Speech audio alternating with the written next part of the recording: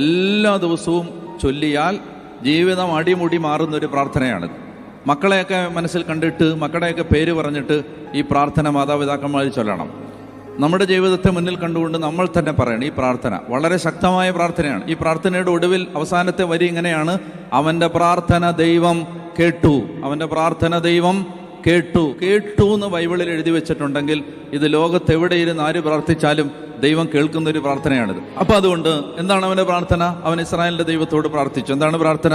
ദൈവമേ, അങ്ങ് എന്നെ അനുഗ്രഹിച്ച് എൻ്റെ അതിരുകൾ വിസ്തൃതമാക്കണമേ.